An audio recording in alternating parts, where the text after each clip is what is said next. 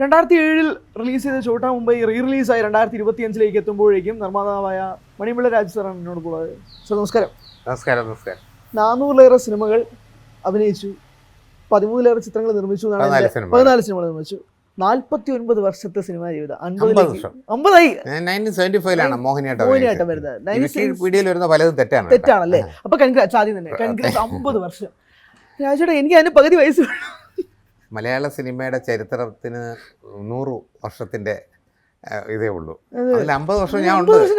അത് ആക്റ്റീവായിട്ട് നമുക്ക് വേണമെങ്കിൽ ഇടയിൽ എന്നൊക്കെ പറഞ്ഞാൽ പോലും ആക്റ്റീവായിട്ട് ത്രൂ ഔട്ട് 50 വർഷം നിൽക്കുക എന്ന് പറയുന്നത് ചില്ലറ കാര്യമൊന്നുമില്ലല്ലോ. എല്ലപ്പോഴും ഇരിക്കുന്നൊക്കെ ഉണ്ട് ഞാൻ. പക്ഷേ ഞാൻ പറയട്ടെ, 50 വർഷം ആകുമ്പോഴേക്കും നമ്മൾ തിരിഞ്ഞു നോക്കുമ്പോഴേക്കും അതിൽ ഞാൻ തുടങ്ങാൻ ഞാൻ ഛോട്ടാ മുംബൈയിലേക്ക് വരാം. നമുക്ക് ഒരു നന്ദിയോ അല്ലെങ്കിൽ കടപ്പാടോ തോന്നുന്ന ഒരു 3 മനുഷ്യരുണ്ടെങ്കിൽ, അതായത് ഇപ്പോൾ സൗഹൃദ വലയത്തിൽ നിന്നാവാം, ഗുരുസ്ഥാനിയിലാവാം, അങ്ങനെ ആരെങ്കിലും ഉണ്ടെങ്കിൽ ഒരു 3 പേര് ഒന്ന് ഓർത്തെടുക്കാൻ പറഞ്ഞാൽ രണ്ടായിരിക്കും. അത് സൗഹൃദ വലയത്തിൽ നിന്നാണ്. സൗഹൃദ വലയത്തിൽ നിന്നും ആവാം. ഞാൻ പറയാം, എന്തായാലും എന്നെ ആദ്യമായിട്ട് മോഡൽ സ്കൂളിൽ പഠിക്കുമ്പോൾ എന്നെ നാടകം പഠിപ്പിച്ചതും ഡയറക്റ്റ് ചെയ്തതും കുട്ടനാശ്ശേരി സാറാണ്. ആ സാറിനെ മറന്നുകൊണ്ടൊന്നും ചെയ്യാൻ പറ്റില്ല. അദ്ദേഹം ജീവിച്ചിരിപ്പില്ല, വളരെ വർഷങ്ങളായില്ലേ. പിന്നെ അത് കഴിഞ്ഞാൽ ഞാൻ മദ്രാസ് ഇൻസ്റ്റിറ്റ്യൂട്ടിലൊക്കെ പഠിച്ചിറങ്ങിയതിന് ശേഷം മല്ലിക പറഞ്ഞിട്ട് ശ്രീകുമാരൻ തമ്പി സാറിനെ കാണുന്നത്. ശ്രീകുമാരൻ തമ്പി സാറാണ് എനിക്ക് ആദ്യമായിട്ട് ഐശ്വര്യമായിട്ട് മോഹിനിയാട്ടം എന്നുള്ള 1975 ഒരു വേഷം തരുന്നത്. അതാണ് എൻ്റെ ഫസ്റ്റ് പടം. എന്നിട്ട് ഞാൻ ക്ലച്ച് പിടിച്ചില്ല. എല്ലാ നസീർ സാറ്, ബാസു സാറുള്ളവരെ 100 രൂപ 150 രൂപ റേഞ്ചിനപ്പുറം ഒന്നുമില്ല. ബുദ്ധിമുട്ടും കഷ്ടപ്പാടും പാട്ടിങ്ങൊക്കെ തന്നെയായിരുന്നു. പക്ഷേ 1980 അവസാനമൊക്കെ ആയപ്പോഴത്തേക്കും ബാലേന്ദ്ര മേനോൻ എന്നെ വെച്ച് മണിയമ്പിള്ള അഥവാ മണിയമ്പിള്ള എന്ന് പറയുന്നത്. അപ്പോൾ നാച്ചുറലി ബാലേന്ദ്രൻ എൻ്റെ ഗോഡ് ഫാദറാണ്. അപ്പോൾ അവിടെ നിന്നാണ് എനിക്കൊരു റീഇൻകോർണേഷൻ അല്ലെങ്കിൽ ഒരു ഉയർത്തെഴുന്നേൽപ്പ്, ഒരു തുടർച്ച ഉണ്ടാകും. അവിടെ നിന്ന് ഇങ്ങോട്ട് പിന്നെ തിരിഞ്ഞു നോക്കേണ്ടി വന്നിട്ടില്ല. അപ്പോൾ ഇവരെ 3 പേരെയാണ് ഞാൻ ഇപ്പോൾ മനസ്സിൽ ഓർമ്മിക്കുന്നത്. ഇവരെല്ലാം എൻ്റെ എന്താ പറയുക, ഒരു ഗുരുസ്ഥാനീയരാണ്. ചേട്ടാ, ഈ നിർമ്മാണത്തിലേക്ക് വരുമ്പോഴേ ഇപ്പോൾ 14 സിനിമകളെന്ന് പറഞ്ഞല്ലോ, വളരെ സെലക്റ്റീവായിട്ടാണ് സിനിമ ചെയ്യുന്നതെന്നാണ് ഞാൻ മനസ്സിലാക്കുന്നത്. ഇപ്പോൾ തുടക്കം നിന്ന് അല്ലെങ്കിൽ മണിപിള്ള രാജു പ്രൊഡക്ഷൻസ്, നമുക്ക് അതിലേക്ക് തന്നെ വരാം. ഫസ്റ്റ് നിർമ്മാണം ഏറ്റെടുക്കാമെന്ന് തീരുമാനിക്കുന്നതിൻ്റെ പിന്നിലുള്ള കാരണം അങ്ങനെയല്ല. ഒരു കഥ ഡിസ്കസ് ചെയ്തപ്പോഴത്തേക്കും പ്രിയം പറഞ്ഞു നമുക്കിത് പടമാക്കാം, നമുക്ക് എല്ലാവർക്കും കൂടെ പ്രൊഡ്യൂസ് ചെയ്യാം. മോഹൻലാൽ, ഞാൻ, പ്രിയദർശൻ, ശ്രീനിവാസൻ, ശങ്കർ, ഞങ്ങൾ ഇത്രയും പേരും കൂടെ ചേർന്നിട്ട് ഹലോ മൈ ഡിയർ റാങ്കനമ്പർ പടം എടുത്തു. നിനക്ക് ഇതിനൊക്കെയുള്ള കഴിവുണ്ട്, നീ ഇത് ചെയ്, നിന്നെ കൊണ്ട് പറ്റും എന്ന് ആദ്യം പറഞ്ഞത് പ്രിയദർശൻ. മോഹൻലാലും സപ്പോർട്ട് ചെയ്തു. അങ്ങനെയാണ് ഞാൻ ആദ്യം പ്രൊഡ്യൂസറുടെ ഇവിടെ പറയുന്ന ഭാഷയാണ് കുപ്പായം എടുത്ത് ധരിച്ചത്. അപ്പോൾ അത് അന്ന് ആ പടം നഷ്ടമായിരുന്നു. ഞങ്ങളെല്ലാവരും ഞങ്ങളുടെ റെമ്യൂണറേഷനും വേണ്ടെന്ന് വെച്ചു. ഞങ്ങളെല്ലാവരും 25,000 രൂപ വെച്ച് വിട്ടു. 2.25 ലക്ഷം രൂപയ്ക്ക് അന്ന് ആ പടം തീർന്നു. ആ പടം നഷ്ടമാണ്. എന്നിട്ട് നല്ല ഇൻട്രസ്റ്റിംഗ് പടമായിട്ട് നഷ്ടമാണ്. പക്ഷേ വർഷങ്ങൾക്ക് ശേഷം സാറ്റലൈറ്റ് കച്ചവടങ്ങളൊക്കെ വന്നപ്പോഴും നമ്മുടെയൊക്കെ മുടക്ക് മുതലൊക്കെ കിട്ടി. അതാണ് എൻ്റെ തുടക്കം. അതിനുശേഷം പിന്നെ ഞാൻ വെള്ളാനകളുടെ നാടെടുത്തു. അത് 100 ഡേയ്സാണ്. ഓട്ടോ എടുത്തു. അത് 100 ഡേയ്സാണ്. എൻ്റെ കുറേ 100 ഡേയ്സ് ഓടിയ പടങ്ങളുണ്ട്. ചിത്രം എന്നുള്ളൊരു പടം വന്ന് നിൽക്കുമ്പോഴാണ് വെള്ളാനകളുടെ നാട് 100 ഡേയ്സ് ഓടുന്നത്. ചിത്രം 360 ദിവസം ഓടിയപ്പോഴാണ്. പിന്നെ ഓട്ടോ ഹിറ്റാണ്. അനശ്വരം മാത്രം നന്നായിട്ട് പോയില്ല. പിന്നെ ഈ പറഞ്ഞ ഒരു കണ്ണെഴുതി പൊട്ടും തെറ്റ്, പിന്നെ എൻ്റെ പാവാട ഹിറ്റാണ്. 5 നമ്മുടെ അതാണ് ഛോട്ടാ മുംബൈ വന്നത് 2007. അതുപോലെ തന്നെ മലയാളത്തിലൊരു അസാധ്യ പടം തന്നെ. എൻ്റെ പടം കൊണ്ട് അങ്ങനെ സ്വന്തം മക്കളെ പൊക്കി പറയുന്നില്ല. അനന്തഭദ്രവും നല്ലൊരു സിനിമയാണ്. സന്തോഷ് ശിവൻ്റെ ഒരു ക്ലാസിക് വർക്കാണ് അത്. അതെ. ഈ ഛോട്ടാ മുംബൈയിലേക്ക് വരുമ്പോൾ അത് പ്രൊഡ്യൂസ് ചെയ്യാനുള്ളൊരു അത് ഏറ്റെടുക്കാനുള്ള കാരണം എന്താ? അതൊരു മോഹൻലാലിൻ്റെ ഒരു ഡേറ്റ് ഉണ്ട്, നല്ല സബ്ജക്റ്റ് ഉണ്ടെങ്കിൽ ചെയ്യാമെന്ന് പറയുന്നത്. അങ്ങനെ ഞാൻ ഈ സബ്ജക്റ്റ് ഞാനും അൻവർ റഷീദും ബെന്നി നായരമ്പലവും കൂടെ. അപ്പോൾ അൻവർ റഷീദിൻ്റെ മമ്മൂട്ടി പടം ഉണ്ടല്ലോ, സൂപ്പർ ഡ്യൂപ്പർ രാജമാണിക്യം വന്ന് തകർത്തിട്ട് പോയിരിക്കണം 2005. അപ്പോൾ അതിൻ്റെ ഡയറക്ടർ എന്നാകുമ്പോഴത്തേക്കും മോഹൻലാൽ തിരക്കാണെങ്കിൽ അത് ഇൻട്രസ്റ്റഡ് ആണെന്നാണ് സബ്ജക്റ്റ് കേട്ടപ്പം പകുതി മനസ്സുണ്ടായിരുന്നു. ഓക്കെ, ഇത് കുഴപ്പമില്ലല്ലേ, ഇതൊക്കെ നന്നാവുമല്ലേ എന്നൊക്കെ ചോദിച്ചു. അപ്പോഴത്തേക്കാണ് നമ്മുടെ ഒരു മ്യൂസിക് ഡയറക്ടർ ഒരു സ്ക്രാച്ച് ഉണ്ട്, അത് പുള്ളിക്കൊന്ന് അയച്ചു കൊടുത്തു. ചോട്ടാ ചോട്ടാ മുംബൈ എന്ന് പറഞ്ഞ് ആദ്യം പാടുന്നില്ലേ, അത് കേട്ടപ്പോൾ മോഹൻലാലിൻ്റെ കൂടെ ഇരുന്ന് കോഴിക്കോട് ഒരു വീട്ടിൽ ബേബി ഇമറൻസ് ബാബുച്ചാൻ്റെ അവിടെ ഇരുന്നാണ് കേൾക്കുന്നത്. അവിടുത്തെ മക്കളും എല്ലാം പറഞ്ഞു, ഇത് ഭയങ്കര രസമുണ്ടല്ലോ ഈ ഒരു സ്ക്രാച്ച് തന്നെ. അവിടെ നിന്നാണ് ഈ പ്രോജക്റ്റ് ഓൺ ആകുന്നത്. ലാലുടനെ വിളിക്കുന്ന ഉടനെ തുടങ്ങിക്കളാൻ പറഞ്ഞു. അങ്ങനെയാണ് ഇത് തുടങ്ങിയത്. പക്ഷേ രാജേട്ടാ, നമ്മൾ അതുവരെ കണ്ട ഒരു കമേഴ്ഷ്യൽ എൻ്റർടൈനറിൽ നിന്ന് മാറിയ ഒരു സിനിമയായിരുന്നു അത്. തീർച്ചയായിട്ടും. ഇപ്പോഴും നിങ്ങൾ അതിന് മുമ്പ് അതിന് ശേഷമുള്ള സിനിമ എടുത്തു കഴിഞ്ഞാൽ മോഹൻലാൽ അങ്ങ് ഇളകി ചെയ്തിട്ട് അപ്പം ചോദിച്ചു, ഞാൻ അങ്ങ് കൺട്രാവി ആയിട്ട് ചെയ്യണം ചോദിച്ചു. നമ്മൾ അങ്ങനെ ചെയ്യണം, അങ്ങനെ ചെയ്യേണ്ട ഒരു പടമാണ്.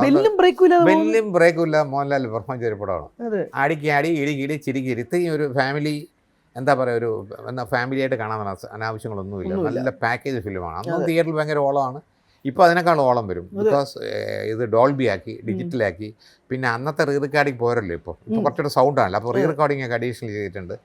പിക്ചർ ക്വാളിറ്റി ഉണ്ട്. അതുകൊണ്ട് തന്നെ ഇപ്പോഴും ഒരു അല്ല ഞാൻ ചോദിച്ചു ഇതിന് എത്ര ചിലവായി രാജേട്ടാ? അതായത് പുതുതായിട്ട് വീണ്ടും റീമാസ്റ്റർ ഒക്കെ ചെയ്തിട്ട് വരുമ്പോഴേക്കും ഒരു എത്ര? അത് പറയാൻ പറ്റില്ല, കണക്ക് നോക്കി. ഉണ്ടായിട്ടുണ്ട് അത്യാവശ്യം പൈസ ഉണ്ടായിട്ടുണ്ട്. അല്ലാതെ ക്വാളിറ്റി വേണമെങ്കിൽ പൈസ ചിലവാക്കണം. അതെ. ഇത് ഡോൾബി ആക്കാതെ ഇറക്കാം, DA ചെയ്യാതെ ഇറക്കാം, അഡീഷണൽ റീ റെക്കോർഡിങ് എഫക്ട്സും ഇല്ലാതെ ഇറക്കാം. അപ്പോൾ എന്താ ഫലം? ആ കാലത്തുള്ള അന്ന് നെഗറ്റീവാണ്. എല്ലാ നെഗറ്റീവും ഡാമേജ് ആയപ്പം ചീത്താകാതിരുന്ന 2 പടമേ ഉള്ളൂ. ഒന്ന് ചോട്ടാ മുംബൈയും, പിന്നെ ഒന്ന് അനന്തഭദ്രവും. അനന്തഭദ്രത്തിന് നെഗറ്റീവ് സേഫാണ്. അത് ട്രിവാൻഡ്രം പ്രസാദുണ്ട്. മറ്റേത് മദ്രാസ് പ്രസാദിൽ ബാക്കി എല്ലാ നെഗറ്റീവും പോയി. എന്തോ നമ്മുടെ ദൈവം, ഈ സൗണ്ടല്ല ഞാൻ അന്നൊരു ഹാർഡ് ഡിസ്കിലാക്കി വെച്ചിരുന്നത്. വേറെ ഒന്നിനുമല്ല, ഇങ്ങനെ ഒരു കാലം വരുമെന്ന് അറിഞ്ഞിട്ടില്ല. വല്ല തമിഴോ ഡബ്ബിങ്ങോ പോയാൽ പൈസ കിട്ടുമെന്ന് എടുത്ത് വെച്ചു. പക്ഷേ തമിഴോ തെലുങ്കൊന്നും ആരും ഡബ്ബിങ്ങിന് വന്നില്ല, സബ്ജക്ട് റൈറ്റ്സിന് വന്നില്ല. ഇപ്പം അതുകൊണ്ടൊരു വലിയ ഗുണമായി. അല്ലെങ്കിൽ പിന്നെ ഒരുപാട് എഫക്ട്സ് ഒക്കെ നമ്മൾ വീണ്ടും എടുക്കേണ്ടത്. ഇത് നമ്മുടെ കയ്യിൽ വളരെ സേഫായിട്ട് ഹാർഡ് ഡിസ്ക് ഉണ്ടായിരുന്നു. അപ്പോൾ ഈ അനന്തഭദ്രം വരാൻ സാധ്യതയുണ്ട്. നോക്കട്ടെ, ഇത് അനന്തഭദ്രം എല്ലാവരും ചോദിക്കണം. പക്ഷേ എല്ലാവരും എവിടെ ചെന്നാലും ചോദിക്കുന്നത് ചോട്ടാ മുമ്പ് ഒരു സെക്കൻഡ് പാർട്ടുണ്ട്. നമ്മൾ അതൊന്നും ഉടനെ ഇല്ല. പക്ഷേ അറ്റ്ലീസ്റ്റ് ചോട്ടാ മുമ്പ് ഇറക്കാൻ പറ്റുമെന്ന് ഈ മോഹൻലാലിനോട് വർക്ക് ചെയ്യുന്ന 7 പേരുണ്ട്, അവർ അസിസ്റ്റൻസ്. അവരെല്ലാം എന്നും എൻ്റെ റിക്വസ്റ്റ് ചെയ്യും. അപ്പോൾ മോഹൻലാലിൻ്റെ പറഞ്ഞപ്പോൾ ഞാൻ വിചാരിച്ചു മോഹൻലാലിൻ്റെ ബർത്ത്ഡേക്ക് ഇറക്കാമെന്ന് വിചാരിച്ചു. കഴിഞ്ഞ മെയിൽ ഞാൻ നമ്മുടെ തുടരുമിൻ്റെ സെറ്റ് വെച്ചാണ് സംസാരിക്കുന്നത്. അങ്ങനെ അത് തീരുമാനിച്ചു. പക്ഷേ മെയ് 21 മോഹൻലാലിൻ്റെ ബർത്ത്ഡേ വരുന്ന സമയം ഫുൾ സ്വിങ്ങിൽ തുടരും പൊയ്ക്കൊണ്ടിരിക്കുന്നു. അത് മാത്രമല്ല, പിന്നെ 21-ാം തീയതി അന്ന് 13 പടം റിലീസുണ്ട്. 23-ാം തീയതി ഇടുന്നത്. അപ്പോൾ ഇതിൻ്റെ ഇടയിൽ കൊണ്ടിട്ട് ഈ ഒരു പടം നശിപ്പിക്കേണ്ടതെന്ന് വിചാരിച്ചു. ഞാൻ ഒന്ന് വെയിറ്റ് ചെയ്യാമെന്ന് വിചാരിച്ചു.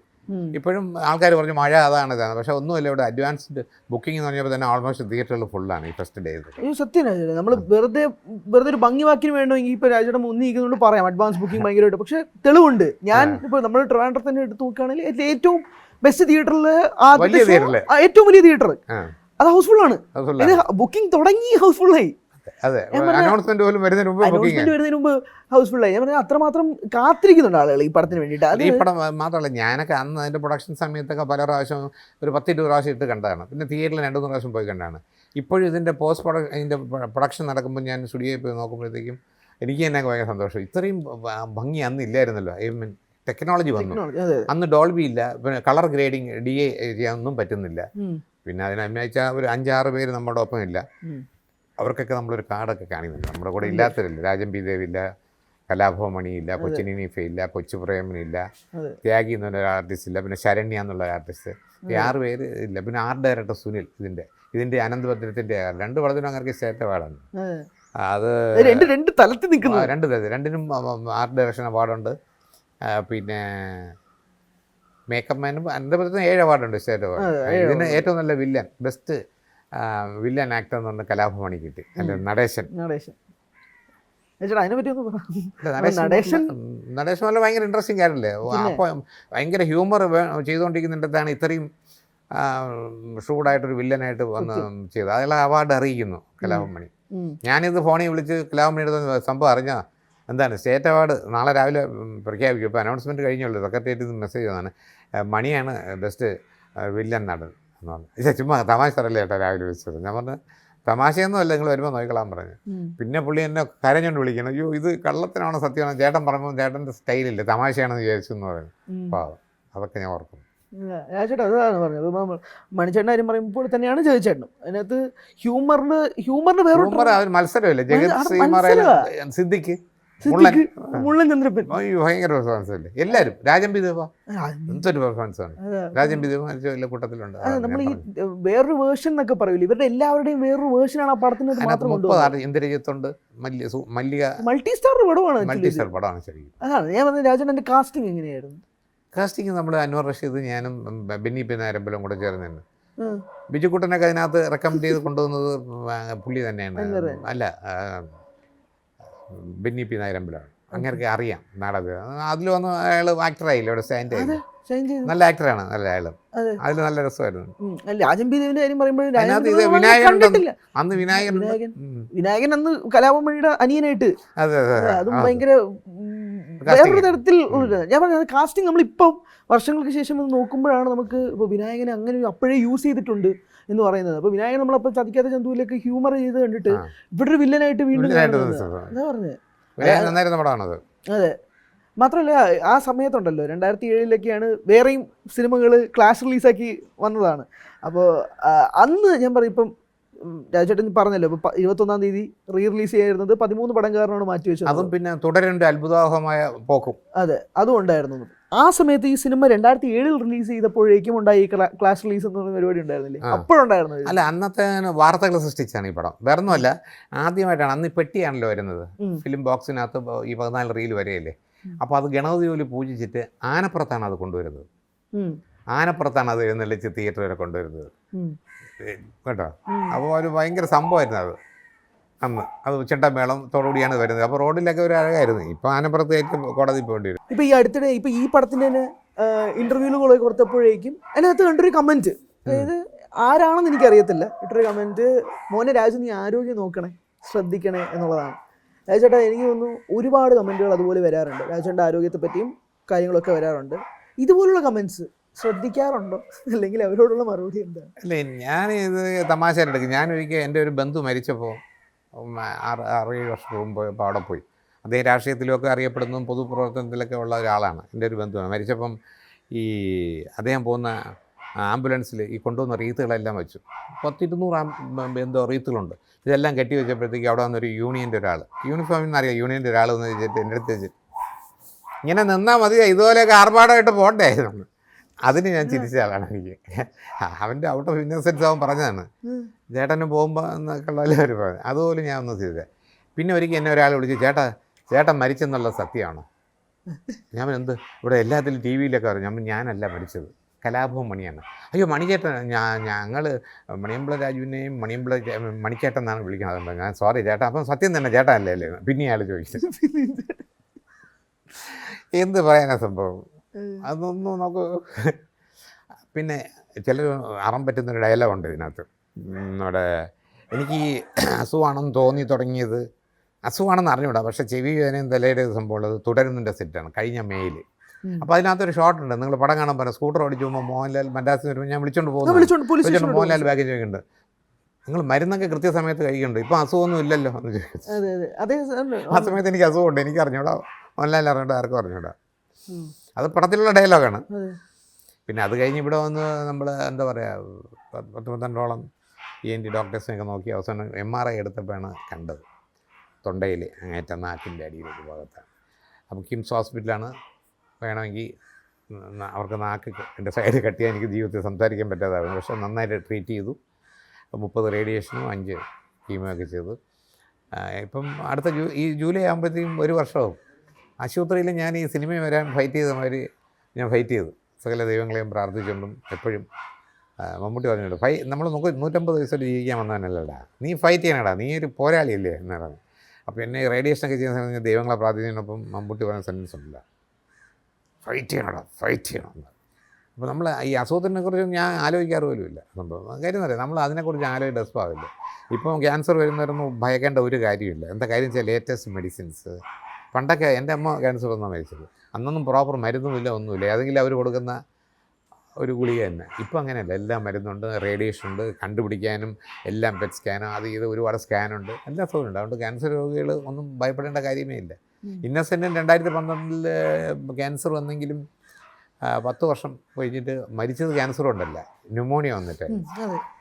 ഞാൻ ആ പരീക്ഷണം കിടന്നു. എനിക്ക് 3 പ്രാവശ്യം കോവിഡ് വന്ന് അവസാനം ന്യൂമോണിയ വന്ന് സീരിയസ് ആയി. നമ്മൾ ഫൈറ്റ് ചെയ്യാന്നല്ലോ, നമ്മൾ വേറെ വഴിയില്ല, എന്തായാലും നമ്മൾ പോകണം. പക്ഷെ ഇവിടെ നിൽക്കുന്നിടത്തോളം കാലം എൻ്റെ മെയിൻ ആഗ്രഹം ഫേക്കായിട്ട് ഞാൻ ഇല്ല ഒരു കാര്യത്തിന്, ഒരു മുഖം മൂടിയോ അല്ലെങ്കിൽ കള്ളത്തിനോ പറയുന്നില്ല. ഞാൻ ഉള്ളത് സ്ട്രൈറ്റായിട്ട് മുഖത്ത് നോക്കി പറഞ്ഞുകൊണ്ട് പലരും തെറ്റിദ്ധരിക്കുകയോ പണങ്ങി പോവുകയൊക്കെ ചെയ്യുന്നുണ്ട്. പക്ഷേ ഞാൻ എൻ്റെ അഭിപ്രായങ്ങൾ ഞാൻ കറക്റ്റായിട്ട് പറയും. ചേട്ടാ ഓക്കെ, ഫൈറ്റ് ചെയ്യണം എന്നുള്ളത് പറഞ്ഞാൽ പോലും നമ്മളിത് അക്സെപ്റ്റ് ചെയ്യാന്ന് പറഞ്ഞൊരു സംഭവം ഉണ്ടല്ലോ. അക്സെപ്റ്റ് ചെയ്യാൻ സംഭവമുണ്ട്. എന്നെ ഡോക്ടർ ബയോസ് എടുത്ത് നോക്കിയിട്ട് തിരിച്ച് റൂമിൽ വന്നപ്പം രാജു സാർ എന്ന് പറഞ്ഞാൽ ഞാൻ എണീറ്റ്, ഞാൻ എന്ത് പറ്റി, നമ്മൾ ബയോപ്സി എടുത്ത് നോക്കി കേട്ടോ, അപ്പോൾ രാജുവിന് ക്യാൻസറാണ് കേട്ടോ, കൺഫേം ആണേ.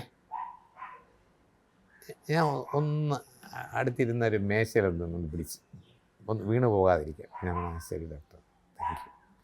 എന്നിട്ട് പുള്ളി അങ്ങ് പോയി. ഞാൻ കരഞ്ഞൊന്നുമില്ല, ഞാൻ ആ കട്ടിലിരുന്നത് എൻ്റെ തീർന്നു. ജീവിതം ഇവിടെ അവസാനിച്ചിരിക്കുകയാണ്. അപ്പോൾ എൻ്റെ മക്കൾ രാവിലെ ഇറങ്ങിയിട്ട് അവർ പറഞ്ഞിട്ടില്ല, സച്ചിനും നിരഞ്ജനൊക്കെ. പക്ഷെ അവർ വന്നപ്പോഴത്തേക്ക് അടുത്ത് വന്നു. അപ്പോൾ ഞാൻ അവരെ കെട്ടിപ്പിടിച്ച് കരഞ്ഞു. കാര്യം അത്രേ ഉള്ളൂ സംഭവം. 2 ദിവസം വരെ വൈഫിൻ്റെ അടുത്ത് പറയായിരുന്നു. അവസാനം വൈകുന്നേരം എന്തോ ഇങ്ങനെയൊക്കെ ഇരിക്കുന്നതൊക്കെ ഞാൻ ചില കോമഡിയൊക്കെ കഴിച്ചിരുന്നു. അവസാനം വൈഫ് വന്നപ്പോഴും കെട്ടിപ്പിടിച്ച് കരഞ്ഞു. അപ്പോൾ വൈഫിന് മനസ്സിലായി, അപ്പോൾ ഇങ്ങനെയാണോ നമ്മളൊക്കെ എത്രയും പ്രാർത്ഥിച്ച്. നമ്മളൊന്നുമല്ല, നമ്മളെന്തായാലും ജനിച്ച ഒരിക്കൽ പോകണം. ആരെയും ബുദ്ധിമുട്ടിക്കാതെ, നമ്മൾ ബാക്കിയുള്ളവരെ കഷ്ടപ്പെടുത്താതെ. എനിക്കിഷ്ടമല്ല കിടത്തരുത്. ജനാർദ്ദനൊക്കെ പറയില്ലേ, ജനാർദ്ദൻ ഇൻ്റർവ്യൂ ചോദിച്ചപ്പോൾ എന്നെ കിടത്തരുത് 2 അടിക്കും അറിയില്ലേ. അതാണ് ജീവിതം. നമ്മൾ അങ്ങനെയാണ്. ഇത്രയും നാൾ നമ്മൾ ഇവിടെ ജീവിച്ചില്ലേ, ഇത്രയും എന്താ പറയുക, ഈ പറഞ്ഞ ഒരു ഭാഗ്യമില്ല. എൻ്റെ കൂടെ ഞാനും കൂടെ ചേർന്നുണ്ടാക്കിയ സംഘടനയാണ് അമ്മ. അതിൽ 136 പേര് മരിച്ചു അംഗങ്ങളിൽ, അംഗത്തുള്ളവർ. അപ്പോൾ ഞാൻ സിനിമയിൽ എൻ്റെ കൂടെ അഭിനയിച്ചവരല്ലാതെ ഈ പറഞ്ഞ ഒരു ടെക്നീഷ്യൻസ്, മറ്റ് വിഭാഗങ്ങൾ വർക്ക് ചെയ്യുന്ന പ്രൊഡ്യൂസേഴ്സ് നോക്കിയാൽ 1500 മുകളിൽ ആൾക്കാർ, 2000-അടുപ്പിച്ച് ആൾക്കാർ മരിച്ചു വരും. ഞാനിപ്പോഴും ഇവിടുത്തെ ഒരു 10-25 പടത്തിൽ ഹീറോ ആയിട്ട് അഭിനയിച്ച ഒരാളാണ്. പക്ഷെ ഞാനിപ്പോഴും ലൈം ലൈറ്റിലുണ്ട്. എനേബിൾഡായെന്ന് വെച്ച് കഴിഞ്ഞാൽ എന്താ പറയുക, ഒരു കംപ്ലീറ്റ്ലി ത്രോൺ ഔട്ട് ഇൻഡസ്ട്രി ഒന്നുമല്ല. ഇപ്പോഴും ഞാൻ നിൽപ്പുണ്ട്. ഒന്നുമില്ലെങ്കിൽ അഭിനയിക്കുന്നത് തുടരും. സൂപ്പർ ഡ്യൂപ്പർ ഹിറ്റാണ് ഈ അടുത്ത കാലത്തൊന്നും മലയാള പടങ്ങളിൽ. അതിൽ ഞാൻ ഉണ്ട്, ഒരു നല്ല വേഷമാണ്. ഇപ്പോൾ ഗൂ കഴിഞ്ഞിട്ട് ഇപ്പോൾ ഈ പടം വരുന്നു. ഈ പടത്തിൻ്റെ പ്രൊഡക്ഷനും അതിൻ്റെ കാര്യങ്ങളുമായിട്ട് ഞാൻ എൻഗേജറാണ്. അങ്ങനെ ഞാൻ പോകുന്നുണ്ട്. സംഭവം അതേ ഉള്ളൂ. അല്ല, അപ്പം രാജേട്ടാ, ഈ എൻഗേജ്ഡ് ആവുക എന്ന് പറയുന്നത് ഇതിൽ നിന്ന് മാറി നിൽക്കുക എന്നുള്ളതല്ലല്ലോ. നമ്മളെ സിനിമ നമുക്ക് വേണം എന്നുള്ളത് കൊണ്ട് കൂടിക്കാൻ തന്നെയല്ലേ. അതല്ല ഞാൻ പറയും, എൻ്റെ ഒരു നേച്ചർ വന്നിട്ട് എൻ്റെ സ്വാമായിട്ട് പറയും, എൻ്റെ കാലിൻ്റെ അടിയിൽ എന്താ വീല് വെച്ചിട്ടുണ്ടോ അങ്ങോട്ടേക്ക്, എൻ്റെ ചന്തിയിൽ എന്തോ പരിവുണ്ട്, ഒരിടത്ത് അടങ്ങിയിരിക്കില്ല. ഞാനൊരു വെപ്രാളത്തിൻ്റെ ആളാണ്. ചിലപ്പോൾ ഗുണമായിരിക്കാം, ദോഷമായിരിക്കും. ഇപ്പോൾ ഈ ക്യാൻസർ വന്നതിന് ശേഷം തന്നെ എങ്ങും പോയില്ല, മറ്റേ മാസ്ക് വെച്ചുകൊണ്ട് വെളിയിൽ പോയില്ല. ദൂരം കൂടെ ഒരാൾ പോയി അസുഖം പിടിപ്പിക്കുമെന്ന് പലരും പേടിപ്പിച്ചു. ഞാൻ ശ്രദ്ധിച്ചില്ല. ഞാനത് കഴിഞ്ഞാൽ ഇപ്പോഴും വൈകുന്നേരമൊക്കെ എന്താ പറയുക, വൈകുന്നേരം ക്ലബ്ബിൽ പോകും. അവിടെ ഫ്രണ്ട്സുമായിട്ടൊക്കെ സംസാരിച്ചിരിക്കും. 8:30 മണിക്ക് വരും. വേറെ ഈ നിങ്ങൾ പറഞ്ഞ ഒരു ബിയർ പോലും കഴിക്കത്തില്ല. മുമ്പ് കഴിച്ചിരുന്നു, ഞാൻ പറയുക. പക്ഷേ ശേഷം ഞാൻ അതൊക്കെ മാറി. അതിലൊന്നും എനിക്ക് വലിയ ക്രൈസും ഇല്ല, താല്പര്യമില്ല. 8:30 വരും. എൻ്റെ കട അടയ്ക്കും 10 മണി, 10 കാലം പറഞ്ഞ് 5 മണിക്ക് എണീക്കുന്ന ആളാണ്. പിന്നെ OTTയിൽ ഇഷ്ടം പോലെ പടങ്ങൾ കാണുന്നുണ്ട്. ഇനി പുതിയ പുതിയ സംഭവങ്ങൾ ഇങ്ങനെ അതിൽ കാണാമല്ലോ, സംഭവങ്ങൾ, നല്ല പടങ്ങളൊക്കെ. അങ്ങനെ പോകുന്നു. ജീവിതം വിരസമാകാൻ സമ്മതിക്കത്തില്ല. ഞാനുള്ള എൻ്റെ ഒരു പ്രസൻസ് എവിടെയെങ്കിലും 1 മിനിറ്റ് ബോറാണെന്നുണ്ടെങ്കിൽ ഞാൻ അപ്പോൾ അവിടെ നിന്ന് പോകും. ഒരു വീട്ടിൽ ചെന്നാൽ ഇഷ്ടമാണെങ്കിൽ അടുക്കള വരെ പോകും, ഇഷ്ടമല്ലെങ്കിൽ മുറ്റത്ത് നിന്ന് കാര്യം പറഞ്ഞിട്ട് പോകും. അത് നമുക്ക് മനസ്സിലാക്കാൻ പറ്റും. അല്ല ചേട്ടാ, ഇപ്പോൾ എന്താ പെട്ടെന്ന് മൊത്തത്തിൽ ഔട്ടായതുപോലെ. അല്ല, കാര്യങ്ങൾ കറക്റ്റാണ് ഞാൻ പറയാം. അതാണ് നമ്മൾ പ്രൊഡക്ഷനിലേക്ക് തിരിച്ചു വരുമ്പോൾ മണിയമ്പള രാജു പ്രൊഡക്ഷൻസിൽ ഡെലിവർ ചെയ്യുന്ന ഫുഡ്, അതിനെപ്പറ്റി പറയാത്ത ഒരൊറ്റ ആർട്ടിസ്റ്റ്, ഒറ്റ ഇൻ്റർവ്യൂവിൽ ഇത്രയ്ക്ക് എന്ത് മാജിക്കാണ് ഏട്ടാ വിളമ്പുന്നത്. എന്ത് മേഘെന്ന് വെച്ചാൽ എല്ലാവർക്കും ഒരേ ഫുഡാണ്. ഒന്ന് ഡിസ്ക്രിമിനേഷൻ ഇല്ല. ഓക്കെ, പ്രൊഡക്ഷൻ ബോയ് ആണ് അല്ലെങ്കിൽ സൂപ്പർ സ്റ്റാർ ആണെന്നില്ല, എല്ലാവർക്കും ഒരേ ഫുഡ്. അതുകൊണ്ട് വലിയ ചിലവൊന്നുമില്ല, ഞാൻ എപ്പോഴും പറയും. പിന്നെ നല്ല കൈപുണ്യമുള്ള ഒരു കുക്കുണ്ട് എനിക്ക്, മോഹൻ എന്ന് പറഞ്ഞിട്ട്. ഞാൻ ഒരു പടത്തിന് ഡേറ്റ് വാങ്ങിക്കണമെങ്കിൽ ഞാൻ അതിൻ്റെ ആർട്ടിസ്റ്റ് പറയും, നമുക്ക് ആ നവംബർ 1 എന്നുള്ളത് 10-ആം തീയതി ആക്കിയാണ്. അതൊന്നും ഒരു രാജ്യട്ടാ, മഴയാണ്. നമ്മൾ അതല്ല, നമുക്ക് കുക്ക് 10-ആം തീയതി ഫ്രീ ആക്കുമല്ലോ. അയ്യോ, അതിനകത്ത് ഒരു ഇമ്പോർട്ടൻസ് കൊടുക്കുന്നത്. ഇത്രയും പറയുന്ന എല്ലാവർക്കും നല്ല ഫുഡ് വെച്ച് കൊടുക്കുന്നത്, നല്ല കൊടുക്കുന്നത്. ഏത് ഹോട്ടലിൽ പോയാലും ഏത് രാജ്യത്ത് പോയാലും നല്ല ഫുഡൊക്കെ കഴിക്കുന്നതാണ്. പക്ഷേ എനിക്ക് ഈ അസുഖം വന്നതിന് ശേഷം ഈ റേഡിയേഷൻ ഇവിടെയൊക്കെ കരിഞ്ഞു പോയി. അതൊക്കെ മാറി. ഈ തൊണ്ടയ്ക്കകത്തൂടെ വെള്ളം ഇറങ്ങാനും പാടാണ്. അകത്തല്ലേ ഇത് അവർ സ്വീകരിക്കുന്നത്. അപ്പം വെള്ളം ഇറങ്ങാൻ പാടായിരുന്നു. പിന്നെ കഞ്ഞിവെള്ളത്തിൽ ശകലം പറ്റിട്ടിട്ട് മിക്സിയിൽ വെച്ച് അടിച്ചു. പിന്നെ കഞ്ഞി കുടിച്ചു. പിന്നെ ചോറുണ്ട്. പിന്നെ എരിവ് കഴിക്കാൻ പറ്റില്ല, നീറ്റിലൊക്കെ ആയിരിക്കും. പിന്നെ ചെറിയ രീതിയിൽ പെപ്പറൊക്കെ ഇട്ട്. ഇപ്പോഴും പൂർണ്ണ തോതിൽ എരിവ് കഴിക്കാൻ പറ്റത്തില്ല. ഇപ്പോൾ ചിക്കൻ ഫ്രൈ അല്ലെങ്കിൽ മട്ടൻ കറി കഴിക്കാൻ വെച്ചാൽ നടക്കില്ല. ചെറിയ രീതിയിലൊക്കെ ഇട്ട് സാമ്പാറോ അല്ലെങ്കിൽ ചെറിയ രീതിയിൽ ഫിഷ് കറി അതൊക്കെ വൈഫ് ഉണ്ടാക്കിയത്. അതുകൊണ്ട് എനിക്ക് വേറെ സ്ഥലത്ത് പോയാൽ ഹോട്ടലിലൊക്കെ ചെന്നാൽ ഭയങ്കര ബുദ്ധിമുട്ടാണ്. എഗ്ഗൊക്കെ വാങ്ങിച്ച് കഴിച്ച് വെള്ളം കുടിക്കാനേ പറ്റുള്ളൂ. അപ്പോൾ എല്ലാം നല്ല ഫുഡ് കൊടുത്ത് തന്നെ ഒരു കൊല്ലം ദൈവം നീ സ്ഥിരം കുറ്റം പറയുന്നതാണ് ഫുഡിന്, എന്നാൽ നീ ഒരു കൊല്ലം അനുഭവിക്കുന്ന പറഞ്ഞിരിക്കുക ദൈവം. ഞാൻ കുറ്റം പറയും, വീട്ടിലും പറയും. ഉപ്പ് പറഞ്ഞാൽ കുറ്റം, ഉപ്പ് കൂടിയ കുറ്റം. എവിടെയെങ്കിലും ഞാൻ ഫുഡ് കഴിക്കുമ്പോഴത്തേക്കും പലരും പറയാം, എല്ലാവരും ഇങ്ങനെ എൻ്റെ മുഖത്ത് നോക്കും. പ്രൊഡക്ഷനിൽ എന്തരാ കറക്റ്റ് റിപ്പോർട്ട് ഇവിടെ നിന്ന് വരാം, നല്ല സാമ്പാർ നന്നായിട്ടുണ്ട് കേട്ടോ. പക്ഷേ ഇതെന്ത് അവർ അവിയലിന് ഉപ്പിടാത്തത്? പലരും സിനിമയിൽ ഇത് പ്രൊഡക്ഷനിൽ പറയാൻ പഠിക്കും. ഞാൻ പറയും, ഞാൻ ഉപ്പിടണ്ടേ നിങ്ങൾ? അല്ലെങ്കിൽ ഇതിനകത്ത് എന്തൊരു ഉപ്പാണ് നിങ്ങൾ നോക്കത്തില്ലേ? ഇത് ഒരാൾ കഴിക്കുന്നില്ലേ, സന്തോഷമായിട്ട് കഴിക്കാൻ നല്ല ഫുഡ് ഉണ്ടാക്കി കൊടുക്കും. അങ്ങനെ പറയും. ഇത് ഞാൻ പറയും, എൻ്റെ ക്യാരക്ടറാണ്. ഇപ്പോൾ ഇതാ ഇത്രയും വയസ്സായി, ഇനി എൻ്റെ ഒരു സ്വഭാവം മാറ്റി വളരെ ഡിപ്ലോമാറ്റിക് ആയിട്ട് അത് പറ്റൂല. ഇങ്ങനെ പോട്ടെ വണ്ടി, എങ്ങനെ പോകുന്നെങ്കിൽ ഇങ്ങനെ പോകുന്നെങ്കിൽ ഇങ്ങനെ പോകും. അത് രാജേട്ടാ, അതാണ് നമ്മളൊരു ഒരു ട്രെൻഡിങ് വാർത്ത ഉണ്ടാക്കി വെച്ചിട്ടുണ്ട്. കൃഷാന്തിന്റെ സംവിധാനത്തിൽ മോഹൻലാലിനെ നായകനാക്കിക്കൊണ്ടുള്ള കഥ പറഞ്ഞു. മോഹൻലാലിനകത്ത് കുറച്ച് നിർദ്ദേശങ്ങളുണ്ട്. ഇപ്പം കൃഷാന്ത് നിരഞ്ജന നായകനായി ഒരു പടം ചെയ്തുകൊണ്ടിരിക്കുകയാണ്. മസ്തിഷ്ക മരണം. പുള്ളിയുടെ അങ്ങനെ ഡിഫറെന്റ് പടം എല്ലാം ഉണ്ട്. അപ്പം അത് ഇവിടുത്തെ ഷൂട്ടിംഗ് 5-ാം തീയതി തീരും. അത് കഴിഞ്ഞാൽ പിന്നെ 6-ാം തീയതി അവർ പോവാണ്. തായ്ലൻഡിൽ ഷൂട്ടിംഗ് ഉണ്ട്, ഹോങ്കോങ്ങിൽ ഷൂട്ടിംഗ് ഉണ്ട്. നിരഞ്ജൻ വെച്ചുള്ള നിരഞ്ജൻ ലീഡ് ബാക്കിയെല്ലാം. അതൊരു ഉഗ്രം പടമായിരിക്കും. എനിക്ക് അതിൻ്റെ സബ്ജക്റ്റ് പറയാൻ നമ്മളീ പറയുന്നില്ല. പിന്നെ അതിൻ്റെ കുറച്ച് എടുത്ത ഭാഗങ്ങളൊക്കെ ഉണ്ട്, ഗംഭീരമായിട്ടുണ്ട് സംഭവം. അപ്പം കൃഷാന്ത് ഈ പുതിയ ജനറേഷൻ്റെ ഡയറക്ടറാണ്. ഞാൻ പറഞ്ഞില്ല, നിങ്ങൾ പറഞ്ഞത് 14 പടം ആണെങ്കിലും 14 ജോണറിലുള്ള പടം അല്ല. ഒരേ പടം പിടിച്ചിട്ട് അതിൻ്റെ അതേ കണ്ടിന്യൂഷൻ അതിൻ്റെ അങ്ങനെ ഒന്നും ഞാൻ പോകാറില്ല.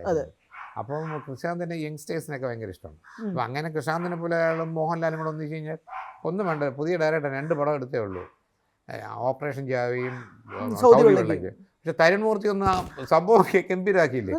ഇപ്പം നമ്മൾ മലയാളത്തിൽ ഏറ്റവും കൂടുതൽ പടങ്ങൾ ചെയ്യുന്നില്ലധികം പുതിയ ഡയറക്ടേഴ്സാണ്. അവരെല്ലാം അവരവരുടെ മികവത്തിലേക്ക്. പുതിയ ജനറേഷന് എന്താ നമ്മളെക്കാളും അറിവ് കൂടുതലാണ് അവർക്ക്. ടെക്നോളജി എല്ലാം അവർക്ക് സപ്പോർട്ടുണ്ട്. പിന്നെ എല്ലാം നല്ല ആൾക്കാരാണ്, നല്ല പിള്ളേരാണ്. പ്രത്യേകിച്ച് ഡയറക്ഷൻ സൈഡിൽ ഫോട്ടോഗ്രാഫി. രാജേട്ടാ, തുടരുന്ന സക്സസ് എങ്ങനെയാണ് കാണുന്നത്? ലൈക്ക് ഇത്രയും ഭീകരമായ സക്സസ് ആവുമെന്ന് നിങ്ങൾക്ക് തോന്നിയിരുന്നു? എനിക്ക് 100% ഉറപ്പായിരുന്നു. എപ്പോഴേ ഇത് കഥ 3-4 കൊല്ലമായിട്ട് രഞ്ജിത്ത് തന്നെ എടുത്ത് പറയുന്നുണ്ട്. അപ്പോഴൊക്കെ ഇത് ഓരോ ഡയറക്ടേഴ്സിനെ ഏൽപ്പിച്ച് ഇങ്ങനെ നടക്കാതെ പോയി ചേഞ്ചസ് വന്നു. അവസാനം തരുൺമൂർത്തിയുടെ കയ്യിലൂടെ വന്നപ്പോൾ തരുൺമൂർത്തിയും കൂടെ ചേർന്ന് ആ ഒരു കോമ്പിനേഷൻ നന്നായി. ഞാൻ ഫസ്റ്റ് ഡേ ഷൂട്ടിംഗ് ചെല്ലുമ്പോൾ സ്ക്രിപ്റ്റ് വായിച്ചു. ഞാൻ ചെന്ന് പറഞ്ഞു, സ്ക്രിപ്റ്റ് ആദ്യം ഗംഭീരമാണ്, ഇത് ഒരു സംഭവമായിരിക്കും. അത് കഴിഞ്ഞിട്ട് ഞാൻ ഡ്രസ്സ് ചെയ്ത് വന്നപ്പം പുള്ളി പറഞ്ഞു കുട്ടിച്ചനായില്ല എന്ന് പറഞ്ഞു. ഞാൻ വെച്ച് എന്നെ പറഞ്ഞു വിടുവോ, ആശിച്ചിട്ട് കഥാപാത്രമല്ല. ഞാൻ മുറി മേക്കപ്പ് മാൻ ബട്ടൺ കഴിച്ച് പൊടിക്കറ പഠിക്കാൻ പറ്റും. മെഷീൻ വെച്ച് പൊടിക്കറ പഠിച്ച് വെട്ടി ആ ബനിയനിട്ട് ഇരുന്നപ്പോൾ എണ്ണീറ്റുന്ന എല്ലാവരും ഇപ്പം അതാണ് ഇതാണ് കുട്ടിച്ചൻ എന്ന് പുള്ളി പറഞ്ഞു. അങ്ങനെയാണ്. എന്നിട്ട് ഞാൻ ഈ പടം റിലീസിന് 2 ദിവസം മുമ്പ് അമ്പലത്തിൽ ശ്രീപത്മനാഭ സ്വാമി ക്ഷേത്രത്തിൽ ഞാൻ പോകുമ്പം അന്ന് ചിപ്പി ഉണ്ടായിരുന്നു. രഞ്ജിത്തിൻ്റെ വൈഫ്, എൻ്റെ വൈഫ് ആരൊക്കെ ഉണ്ട്. അപ്പം ഞാൻ ചിപ്പി എടുത്ത് പറഞ്ഞു, ചിപ്പി ഇനി 2 ദിവസമുള്ള പടം റിലീസ് ചെയ്യാം. ഈ തുടരും എന്നുള്ള സിനിമ ഇറങ്ങി കഴിഞ്ഞാൽ രഞ്ജിത്ത് മലയാളത്തിലെ ഏറ്റവും വലിയ പ്രൊഡ്യൂസറാവും. അതുപോലെ ഡയറക്ഷൻ്റെ 1-ാം നിരയിലേക്ക് തരുൺമൂർത്തി വന്നിരിക്കും. ഇത് എൻ്റെ നാക്കാണെന്നത്. അയ്യോ ഒരാഴ്ചയുടെ നാക്ക് പൊന്നായിരിക്കട്ടെ എന്നത്. റിലീസ് ചെയ്തതിന് ശേഷം ഞാൻ ചോദിച്ചു രഞ്ജിത്ത്, ആ ചിപ്പി വീട്ടിൽ ഒന്ന് പറഞ്ഞു ഇങ്ങനെ സംഭവം. നമ്മൾ അത് ചുമ്മാ ഒരാളെ കളത്തിയതല്ല. അപ്പോൾ നമ്മുടെ 6th സെൻസ് പറയിപ്പിക്കുന്നതാണ്. നമ്മളതിൽ വർക്ക് ചെയ്തു. ഭയങ്കര കഷ്ടപ്പാടായിരുന്നു ഷൂട്ടിങ്. വെളുപ്പിന് 6 മണി വരെ ഷൂട്ടിങ്. എനിക്കൊക്കെ കുറച്ച് ദിവസമാണ് ഷൂട്ടിങ് നൈറ്റുള്ളത്. ഈ 100 ദിവസത്തിലൊരു 7 ദിവസമെങ്കിലും വെളുപ്പിന് 6 മണി വരെയൊക്കെ മോഹൻലാൽ വർക്ക് ചെയ്തിട്ടുണ്ട്. ഭയങ്കര ആ സമയത്തൊക്കെ പനിയുണ്ട്, എന്നിട്ടും കഷ്ടപ്പെട്ടൊന്നും ചെയ്തു. ഇപ്പൊ ട്രെൻഡിങ് ആയിട്ട് നിൽക്കുന്ന മോഹൻലാലിന്റെ ചാട്ടം, ആ ജനലിനിടയിലുള്ള വയ്യ അപ്പോഴൊക്കെ അതൊക്കെ ചാടും. അതെന്ന് വെച്ചാൽ പുള്ളി ഇതിനകത്ത് പ്രാന്താണ്, പാഷനാണ് ആക്ടിങ്, അതിനപ്പുറം ഒന്നുമില്ല. പുള്ളി ഇങ്ങനെ ചാടിയത് വയ്യാതിരുന്ന് മരുന്ന് കഴിഞ്ഞത് ആക്ഷൻ പറഞ്ഞ് നമ്മളങ്ങ് ചെയ്തത് അത് ഒത്തു എന്നാ പറയത്തുള്ളൂ. സംഭവം എനിക്കൊന്ന് ഈ സിനിമയിലായിരിക്കും അല്ലേ രാജേട്ടൻ അങ്ങനെ ഒരു ഫ്രണ്ട് അല്ലാതെ ഒരു ജ്യേഷ്ഠ തുല്യനായിട്ടൊക്കെ ലാലേട്ടൻ കാണുന്നൊരു സിനിമ? അതും അതല്ല, ഞാൻ മോഹൻലാലോട്ട് അഭിനയിച്ചിട്ട് വേറെ സംഭവമുണ്ട്. 10 കൊല്ലമായി. അറബി ഒട്ടകത്തിന് ശേഷം ഞങ്ങൾ തമ്മിലൊരു പടം ചെയ്തിട്ടില്ല. പക്ഷെ ആ ഗ്യാപ്പ് ഫീൽ ചെയ്യുന്നില്ല. ആ ഗ്യാപ്പ് തീർത്തില്ലേ, തുടരുമില്ലേ, സൂപ്പർ ഹിറ്റായില്ലേ. ഇപ്പം ഇവിടുത്തെ പ്രൊഡ്യൂസേഴ്സിനും എല്ലാവർക്കും മനസ്സിലായില്ലേ മോഹൻലാൽ മണിയമ്പിളായ നല്ലൊരു കോമ്പിനേഷൻ. ശോഭന രസകരമായ സീനുകളുണ്ടായിരുന്നു. മോഹൻലാലും ഞാനും ശോഭനയായിട്ടുള്ള, മോഹൻലാലും ശോഭനയും ഞാനും ശോഭനയും മോഹൻലാൽ ശോഭനയുള്ള സീൻസ് ഉണ്ടായിരുന്നു. പക്ഷേ പടം എഡിറ്റ് ചെയ്ത് വന്നപ്പോഴത്തേക്കും 3.5 മണിക്കൂർ കൂടുതലുണ്ടായിരുന്നു. അത് അവസാനം ഡയറക്ടറും രഞ്ജിത്തും ഒക്കെ എല്ലാം ട്രിം ചെയ്താണ് നിങ്ങളുടെ മുമ്പിൽ വന്നിരിക്കുന്ന ഈ വർഷം കാണാത്ത ഭാഗങ്ങളും ഉണ്ട്. പക്ഷെ അത് എല്ലാം ഇടാൻ പറ്റില്ല. ഒരു പെൺകുട്ടി ഭരതനാട്യം കളിക്കുന്നു, നന്നായിരിക്കും, നമ്മൾ കൈയടിക്കുന്നു 5 മിനിറ്റ്. ആ കുട്ടി ഭരതനാട്യം നന്നായിരിക്കുന്നു വെച്ചിട്ട് 12 മണിക്കൂർ ഒന്ന് കളിക്കാൻ നമ്മൾ ഇറങ്ങിപ്പോകും. അത് ഒന്നത് ആൾക്കാർക്ക് ക്ഷമയില്ല, സമയമില്ല. നിങ്ങൾ ആലോചിച്ച് നോക്കുക, പണ്ടൊരു 3 മിനിറ്റ് ട്രെയിലർ കാണാൻ ആൾക്കാർ 5 പ്രാവശ്യം കാണും. ഇപ്പം ഈ ഇൻസ്റ്റാഗ്രാം വന്നതോടി ഇവർക്ക് 50 സെക്കൻഡ്, 1 മിനിറ്റിനപ്പുറം ഒരു ട്രെയിലർ ഓടില്ല. ചെറിയ ചെറിയ സാധനങ്ങളാണ് പോകുന്നത്. അപ്പോൾ ആൾക്കാർക്ക് അത്രയും പേഷ്യൻസ് ഇല്ല 3 മിനിറ്റൊക്കെ കാണാനൊക്കെ. അപ്പം നമ്മൾ 4.5 മണിക്കൂർ പടവുമായിട്ട് പോയാലോ. അതെ. പക്ഷേ രാജേട്ടാ, ഒരു നിർമ്മാതാവ് എന്ന രീതിയിൽ ഞാൻ ചോദിക്കുവാണ്, നിർമ്മാതാവിൻ്റെ ആംഗിൾ മാത്രം സംസാരിക്കണം ഞാൻ ആഗ്രഹിക്കുന്നു. തുടരുംൻ്റെ ഒരു പ്രൊമോഷൻ സ്ട്രാറ്റജി, കാരണം അവർ റിലീസിന് മുമ്പ് ലാലേട്ടൻ്റെ ഒരു വലിയ ഇൻ്റർവ്യൂകളോ അങ്ങനെ വലിയ സംഭവങ്ങളോ അങ്ങനെ ഒന്നുമില്ല. വളരെ ഗ്രൗണ്ടഡ് ആയിട്ടായിരുന്നു അവർ പ്രൊമോഷൻ ചെയ്തത്. ഇങ്ങനൊരു സിനിമ വരുന്നുണ്ട്, അങ്ങനെ രാവിലെ എണീറ്റ് ഏർലി മോർണിംഗ് ഷോ ഒന്നുമില്ല, 10 മണിക്ക് സാധാരണ ഒരു ഷോ. അതെങ്ങനെ നോക്കി ഒരു നിർമ്മാതാവിന്റെ ആസ്പെക്ടിൽ? അല്ല, അത് ഈ തരുൺ മൂർത്തിയും രഞ്ജിത്തും കൂടെ ഡിസൈഡ് ചെയ്ത 2-3 കാര്യങ്ങളുണ്ട്. ഇതിന് ഒരു ലോ പ്രൊഫൈൽ മതി, ഇതിന് വലിയ ബഹളങ്ങളോ കാര്യങ്ങളോ ഒന്നും വേണ്ട. മോഹൻലാൽ ശോഭന പഴയ അന്നത്തെ കാലത്ത് വരുന്ന പടങ്ങളില്ലേ, ചെറിയ പടങ്ങളൊക്കെ അല്ലേ, അപ്പോൾ അതുപോലെ ഒരു പടം എന്നുള്ള രീതിയിൽ ഒരു കാരണവശാലും ഫൈറ്റിൻ്റെ സ്റ്റില്ല് കാക്കി പോലീസൊക്കെ വന്നു കഴിഞ്ഞാൽ ഇതൊരു കുറ്റാന്വേഷണം, അത് ഇത് ആക്ഷൻ എന്നൊക്കെ തെറ്റിദ്ധരിക്കും. അങ്ങനെ ഒരു സാധനമേ കാണിച്ചിട്ടില്ല. ആദ്യ ദിവസമൊക്കെ മോഹൻലാൽ മുണ്ടെടുത്ത് ഇങ്ങനെ ക്ലതി കേട്ടെന്നൊക്കെ ആൾക്കാർക്ക് ഭയങ്കര ഇഷ്ടമാണ്. ഒരു ബൈക്കിൽ പോകുന്ന ഒരു സാധാരണ പോസ്റ്റർ, അതാണ് സുഖം. അപ്പം അതുവരെ അവർ പരസ്യത്തിൻ്റെ കാര്യത്തിൽ അങ്ങേയറ്റം സ്റ്റഡി ചെയ്തിട്ടാണ് ചെയ്തത്. അല്ല ആദ്യം കയറി മോഹൻലാൽ ഏറിയിരിക്കുന്ന ഫോട്ടോ വന്നാൽ ഇതൊരു അടിപ്പടമാണെന്നൊക്കെ വരും. ഇത് ആൾക്കാർ ഒന്നും പ്രതീക്ഷിക്കാതിരുന്നതിന് ഇതൊന്നും ഞെട്ടിപ്പോയില്ല ആൾക്കാർ. അത് തന്നെയായിരുന്നു എൻ്റെ അവസ്ഥ. ഞാൻ രാവിലെ പോയി കണ്ടപ്പോൾ ഇതേ അവസ്ഥയായിരുന്നു. നമ്മൾ പ്രതീക്ഷിക്കുന്നില്ലല്ലോ ഇങ്ങനെ ഒരു സംഭവമാണ് വരാൻ പോകുന്നത് എന്നുള്ളത്. ഇപ്പം ചോട്ടാ മുംബൈ റിലീസ് ചെയ്യുന്ന സമയത്ത് നമുക്ക് ഇതിന്റെ കഥ അറിയാം, കാര്യങ്ങൾ അറിയാം. ഇത് പുതുതായിട്ട് എങ്ങനെയാണ് ഇത് തിയേറ്ററിലേക്ക് വരാൻ പോകുന്നത്? രണ്ടാമത് അല്ല, അന്ന് കുട്ടികളായിരുന്നവരുണ്ട് 2007. ഞാൻ തിയേറ്ററിൽ കണ്ടിട്ടില്ല കേട്ടോ. അന്ന് കുട്ടികളായിരുന്നവർക്ക് കാണാൻ പറ്റിയിട്ടില്ല. ബാംഗ്ലൂർ വെളിയിലൊക്കെ പഠിച്ചുകൊണ്ടിരുന്നവരൊക്കെ ഉണ്ട്. അവരെല്ലാം പറയുന്നത് ഞങ്ങളിത് കാണാൻ കാത്തിരിക്കുന്നതായിട്ട് എത്രയോ നാളായിട്ട് ഓരോരുത്തർ മെസ്സേജ് അയക്കുന്നു. പിന്നെ കണ്ടവർ തന്നെ ഇപ്പോൾ ടിക്കറ്റ് ബുക്ക് ചെയ്തിട്ടുണ്ട് എല്ലാവരും. എന്താ പറയാ, ഉണ്ട്. 6-ാം തീയതി ഇറങ്ങിയാണ് രാവിലെ 10 മണിക്കാണ് ഫസ്റ്റ് ഷോ. ഈ ഫാൻ ഷോ അവരെല്ലാം റിക്വസ്റ്റ് ചെയ്തു രാവിലെ 6 മണിക്ക് വെക്കണം. കാരണം അങ്ങനത്തെ പരിപാടി ഇല്ല, 10 മണിക്ക് സാധാരണ അങ്ങനെയാണ് സംഭവം. അതാണ് സംഭവം. ചേട്ടാ ഈ പ്രിയദർശൻ ഒരു കൂട്ടുകെട്ട്, നമ്മൾ അങ്ങനെ ഒരു സംഭവം എന്തെങ്കിലും ടോക്കോ ചർച്ചകൾ എന്തെങ്കിലും ഉണ്ടോ? പ്രിയദർശന്റെ 100ാമത്തോടെ മോഹൻലാലാണെന്ന് പറഞ്ഞു. അത് ഇനി പുള്ളിയുടെ ഒരു ഹിന്ദി പടം കൂടെ തീരാണ്ട് 99. അക്ഷയ് കുമാർ തന്നെയാണ് പ്രിയദർശൻ. അപ്പോൾ ഒരു പടം എന്തോ ഒന്ന് മാറിയിട്ടുണ്ട്, ഹീര പേര എന്തോ, അതിനകത്തുനിന്ന് ഹീരാപേരി മറ്റേ ഇയാള് പിന്മാറിക്കളഞ്ഞ പ്രവേശ് റാവൽ പിന്മാറി അതിനെതിരെ അയാൾ കേസൊക്കെ കൊടുത്തിരിക്കുക. അപ്പൊ അതുകൊണ്ട് അത് കുറച്ച് നീളമായിരിക്കും. അല്ല, ഞാൻ പറഞ്ഞു നിങ്ങളുടെ ഒരു കൂട്ടുകെട്ടിൽ ഒരു സിനിമ വരിക എന്നുള്ളത്. നമ്മളിപ്പോൾ അറബി ഒട്ടകത്തിന്റെ കാര്യം പറഞ്ഞല്ലോ, 2013 റിലീസ് ചെയ്ത സിനിമയാണല്ലോ. നിങ്ങളുടെ ഒരു ഫുൾ ഓൺ നിങ്ങളുടെ ഒരു പഴയ അല്ല, നമ്മൾ ബിഗിനിങ് തൊട്ടേ ഇങ്ങനെ സിനിമകളിൽ ഞാൻ മോഹൻലാലിന്റെ 55-56 പടങ്ങൾ 58 പടം അഭിനയിച്ചിട്ടുണ്ട്. എന്നെക്കാളും കൂടുതലാണ് 59 പടം അഭിനയിച്ചിട്ടുണ്ട് ശോഭന. അത് കഴിഞ്ഞ് ഇപ്പം ഇത് 59ാമത്തെ പടമാണ്. അതെനിക്കൊരു പുതിയ അറിവാണ്. ചേട്ടാ, നമ്മൾ സാധാരണ പുതിയ സിനിമകൾ റിലീസാകുമ്പോൾ പ്രേക്ഷകരോട് കാര്യങ്ങൾ ചോദിക്കാറുണ്ട്, അല്ലെങ്കിൽ ഇതിങ്ങനെയാണ് അങ്ങനെയാണെന്നൊക്കെ. പക്ഷേ ഇത് പുതിയൊരു രീതിയിൽ തലയും ഗ്യാങ്ങും ഒക്കെ എത്തുന്ന ഒരു പടമാണ്.